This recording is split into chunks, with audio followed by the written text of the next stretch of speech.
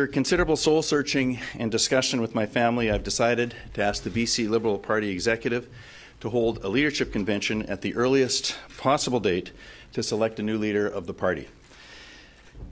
Over the last few weeks, our government has continued to move forward with initiatives that will create jobs, strengthen our economy, and support families in every region of British Columbia. We've made the second largest personal income tax reduction in the province's history. We've launched new initiatives that will tailor our education system so that children get the best possible opportunity to succeed. Yet it is clear to me that those initiatives have been overshadowed. And when public debate becomes focused on one person, as opposed to what's in the best interests of the province of British Columbia, we've lost sight of what is important. When that happens, it's time for a change. This decision is what I believe is in the best interests of British Columbia, our government, our party, and the people who live here.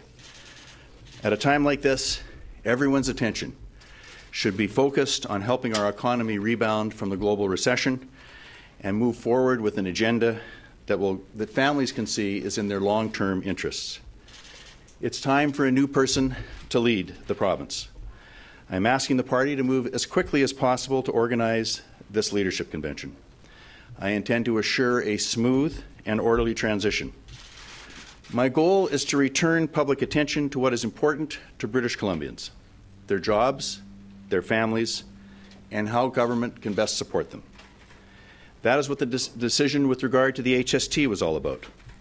And I am hopeful that my announcement today will allow British Columbians to move forward and fully consider the HST and its alternative as they move towards September of 2011. It's not always popular to do what you think in your heart is right and in the long-term interests of our province and the families who live here.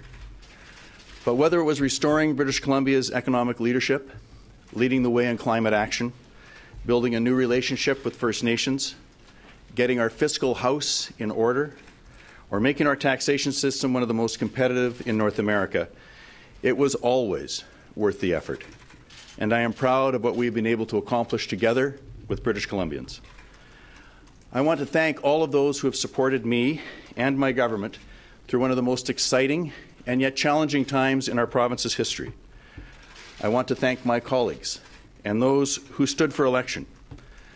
I want to thank the exceptional workers of British Columbia's public service who continue to lead Canada in so many different ways. And I want to thank the people of British Columbia for the opportunity to serve. And finally, if you'll allow me a personal note, I want to thank all of my family, my sister, my brothers, my nieces and nephews, but most importantly, Nancy and Jeffrey and Nicholas. They have all paid a price for my 26 years of public service.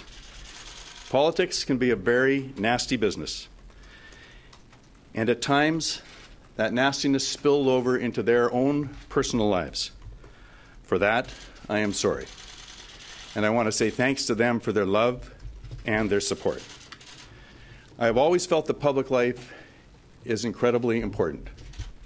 It's what defines us as British Columbians. It's what defines us as Canadians. I feel blessed to have had the opportunity to serve in this position longer than most of my predecessors and to have been part of this incredible time in British Columbia's history. It's been quite a run, and a lot more fun than not.